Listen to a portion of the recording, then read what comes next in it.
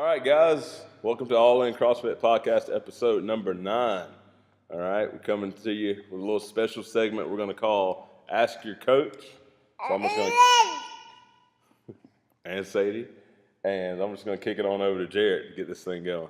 So we opened up, Libba posted in the CrossFit, our community page, and said that we were going to open this up to Ask Your Coach. We ended up with, I think, right around 12 questions from everybody at the gym. So starting out, we're going to get into some of the personal ones, more about you. Christy submitted the first one that said she's got 2 questions. First, what is your favorite and least favorite CrossFit movement? And second, what is your greatest CrossFit memory? I guess we'll go your personal CrossFit memory. Personal CrossFit memory. All right, so my favorite CrossFit movement by far is the front squat. I mean, it's just, there's something about it. It's a little more taxing than a back squat. It's not as difficult as an overhead squat, but the front, and it helps to get a bigger clean. I really like cleans too, so I think the front squat is my favorite movement. My least favorite movement is just a good old-fashioned burpee. Oh, yeah. Yeah. I think most folks can agree with that one. That one's tough. And then, what was it, favorite CrossFit memory? Your greatest CrossFit memory. Yeah. So many. I think my favorite CrossFit memory has to be, I want to say competing at regionals for the first time. There's a tie. There's a tie between competing at regionals for the very first time as an individual and on a team. So the team was first in 2010, individual in 2013. And then I want to say coaching my very first class by myself has to be, it's tied with those. That's tough. Yeah. Tough to choose from. First time at regionals, period. First time at regionals as an individual, and the first time coaching my own class. Because it was just, the class was brand new. A lot of the people in the class were brand new.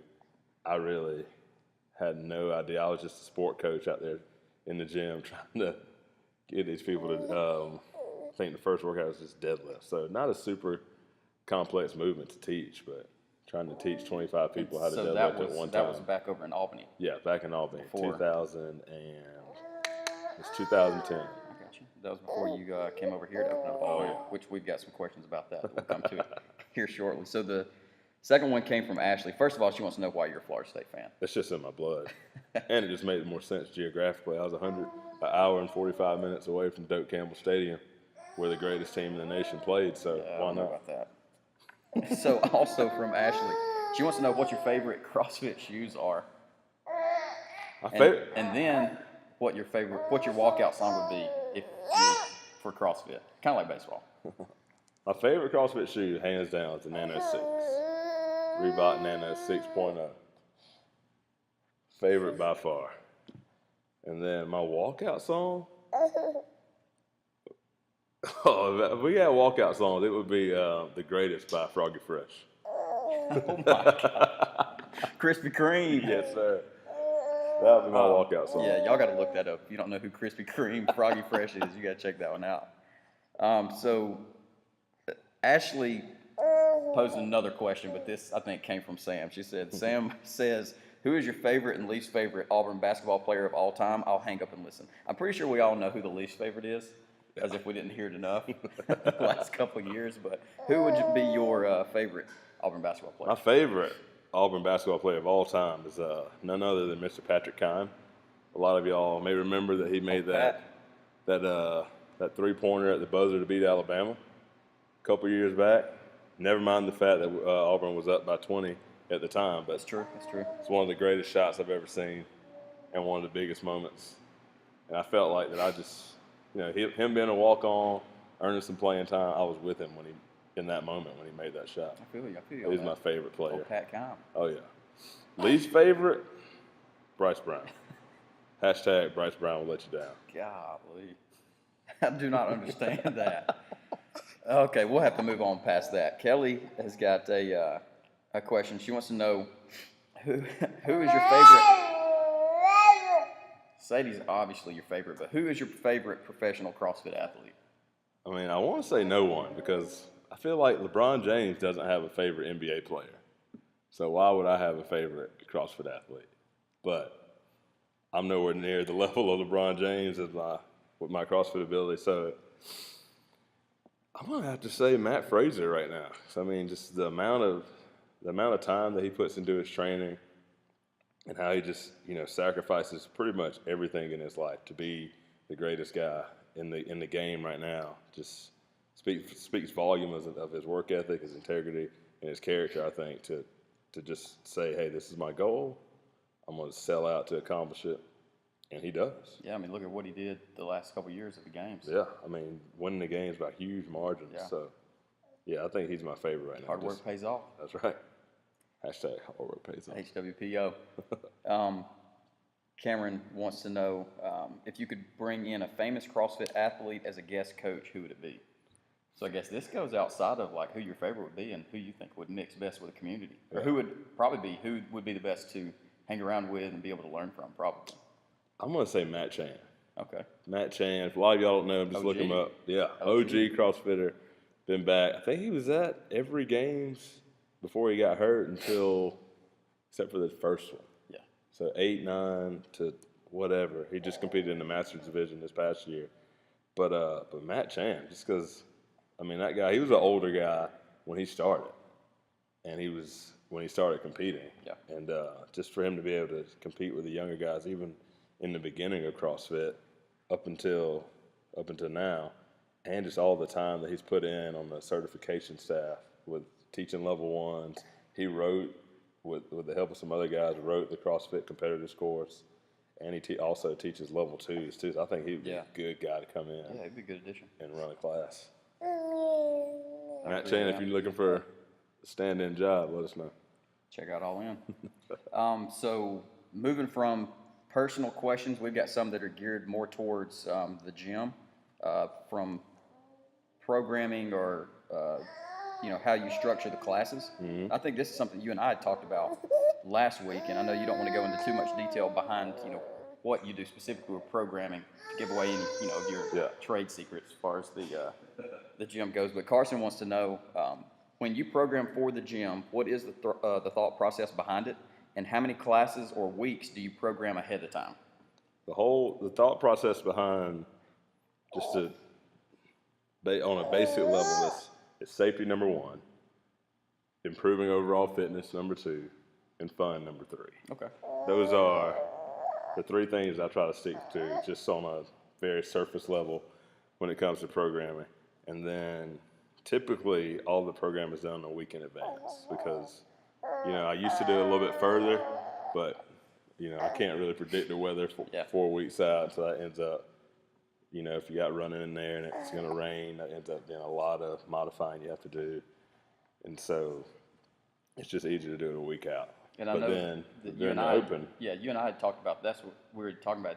There's some days that you may only have a couple of days planned out. Yeah. To kind of see how the day plays out with everybody. Right, yeah. And so some weeks it may be I'll do the first 2 or 3 days of the week, and then just kind of observe everyone to see how everyone's responding to their workouts before I finish out the week. And definitely during the open, those first couple of weeks, we're guessing basically. You don't know what the workout's going to be on Friday, so you don't want to smash everybody through the whole week and then have them feeling terrible going into the open workout. So during the open, it's either 2 or 3 days, or sometimes day by day, just trying to avoid the same movement patterns. All right, guys, so we had to take a short intermission to get rid of one of our cast members for the day. But now we're back, and we're just going to continue on with the questions. So continuing on the programming note, Kelly wants to know, is there some CrossFit movements that are not in the program due to class size or safety issues, such as rope climbs, squat snatches, or max box jumps? No, well, just speaking specifically with those movements that were listed right there, rope climbs and squat snatches are movements that we do program, but just not on a super regular basis, just because I feel like from a progressional standpoint and just from a overall fitness standpoint, there are different movements that provide more bang for the buck. So those movements are in there. We just don't do them as often as we do other things. But then with the max height box jump, I just feel like at after a certain height, like if you're starting to have to really pull your knees up and landing in the bottom of a squat, well then you're no longer really working on how high can you actually jump. It's just turning into how high can you get your knees up. Right. Yeah. You know. Instead of exploding all the way up to the most that you can, who can get their, ankles all the way up with their hips. Right. Right. So it's not. I don't think that you start after a certain point. You're not really working on explosiveness anymore. It's more of a mobility exercise almost. Yeah.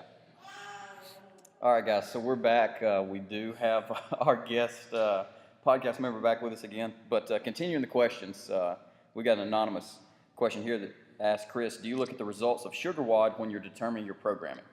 Definitely. We touched on this in a previous podcast when we were talking about intensity and scaling and all that. That was episode 7. Yes. So if you haven't seen that yet, you should check that one out. Go back and watch episode 7, and we talked about how we take the results of that programming to make sure that the stimulus is being maintained, and if there's a lot of scaling going on, then we may need to keep the programming, the loading, or the numbers, or the set number of rounds where we are for a little bit, and just mix in different movements. Mm-hmm. But if everyone's above that intended stimulus, maybe moving faster, having faster times, or getting more rounds than what I was expecting, and then we just progress it on from there. Gotcha. So this is continuing on. We have another anonymous question playing off of that. Do you think that sugar WOD is good for the gym environment or bad? I think it goes both ways, because it's very good from a coaching and programming standpoint to where I know exactly what everyone is doing, where beforehand I would have to just kind of keep a close eye on everyone in class. Right. To kind of monitor the programming and how everyone was handling it. So would you just have to keep an eye on the clock whenever everybody finished? Yeah, I would. So now you actually have concrete data that you can look at, and you can, I guess, coach more instead of worrying about the finish. Right. Okay. Right. So that definitely, from that standpoint, it definitely helps out. But I can see where if people are looking at sugar WOD and it's not just oh, well, this is what my friend did earlier today, so I know what's possible, in a workout, because you see it all the time in the open. Like everyone, I think they do a great job of having people compete in the workout right after they announce it. So then we all can see what's possible. Mm-hmm. And so, you may look at a workout and be like, oh, well, 2 rounds of that it's going to be a good score. And then in actuality, you see that they're only getting through 1 round. And so that helps you understand how to gauge a workout and see what's possible. But from a gym standpoint, having that type of mindset where the sugar WOD leaderboard actually turns into a competition leaderboard for people day in and day out, that's when it can get bad. Yeah. Because if you look at any sport, right, no sport competes every day. They don't even have the opportunity to. Football, they play 1 game a week. Basketball, it's 2 or 3. Even in Major League Baseball, you can tell that those guys aren't giving it 110% every single day because they know they play 162 games. So the season's kind of long. But in a CrossFit gym, though, you can do that because, you're lined up, you're in a group doing the workout with other people. And for some people, they see that leaderboard and see those times or that number of rounds, and they just, by any means necessary, they want to have the best score, or they want to beat their friend or whatever. And with that comes a sacrifice of technique and the form. It goes out the window, and then they end up competing every day instead of training. Right. Because, all of our movements are different. Every day we're working on something.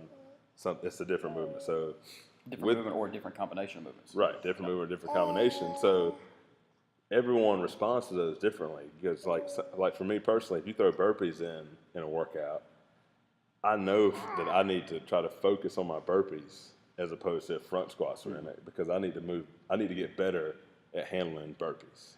Where if I were just competing every day, I would just do those burpees by any means necessary to get done and be finished. Yeah, so that shows it's you versus you, like your mindset in that, as opposed to somebody that's kind of like leaderboard watching. Like for us, if somebody comes in late in the afternoon, they know the scores that have been posted. Instead of trying to do, of course they're going to do what they can to try and finish on top. They may push themselves instead of focusing on efficiency of movements, or like you're talking about, like, hey, this is one of my weaknesses, let me focus on this, move well through the other movements, try and increase this intensity. Yeah, and also with that, like, just increasing the intensity to a fault almost, to where they let their form go by the Right. wayside. Yeah. You know, so it's no longer about making sure you're hitting all the points of performance. You know, you may cut your squat just a little short before depth, or you know, not get that kettlebell swing as high as you need to, and things like that just kind of go out the window. And I think that's when it turns bad, because I mean, people see it, you Yeah. know, and you know, or you know, we all get. That's right. We all get workout brain every now and then, and we forget what number we're on, you know. And so stuff like that, everybody can tell when you're trying to beat them, and people can tell when you're competing instead of just worrying about yourself, and it can be toxic for the right combination of people. Not saying that everyone looks at the leaderboard and turns it into a competition, but for the people who do, those types of things get noticed, and it ends up being a point of contention for some people. Yeah.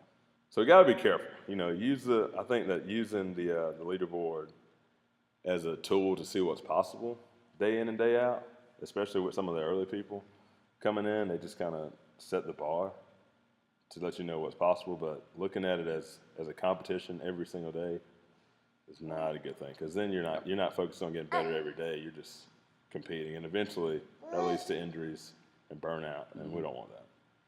All right, well, that moves us into our last topic of the day. We've got 2 questions about this, and it's more about the gym as a whole instead of you personally. Mm-hmm. And so the first is from Kanisha. She said, thinking of the tremendous growth that we've seen since the beginning, where do you see All In 5 years? Man, hopefully in 5 years we're still experiencing the same steady growth that we have from the beginning. And I think as long as we continue, it doesn't matter what building we're in. I know that people will change, and that's just part of it, because we're in a college town. But as long as we're still, you know, continuing to grow and help people move better and impact their lives through better fitness, I'll be happy with wherever that is in the next 5 years. All right. And so the last question that we have is from Alex, and she wants to know, if money didn't matter and you could open up a second All-In CrossFit location, where would it be and why? Definitely Deerfield Beach, Florida, because that's where Alex lives. I know that's what she wanted to hear. But that's a tough question, because I love what we have right here. So I feel like if we were to have a second location, that would take me away, or take all of us away, everyone involved, myself, Liva, Shelby, you know, all of us that started the gym here together. I think that would take us away from this beautiful community that we have. So that would be tough. But I mean, Hawaii sounds good. Yeah, I mean, it's you good gotta weather there. Go tropical. Yeah, Hawaii. I mean, you know, somewhere like the Grand Canyon would be nice. I mean, it'd be hot, but it's a beautiful landscape. Plenty of room. Plenty of room. But yeah, I don't know. Somewhere near the beach would be good. Would be cool. I like that. Right, I think that wraps us up with our questions. Thank y'all for tuning in this week. Be sure to like, subscribe, and share this with all of your friends. Also, if you'll look down at the bell icon up under this video, you can click it to be notified every time we post. And then I guess we'll see you next week, next Thursday.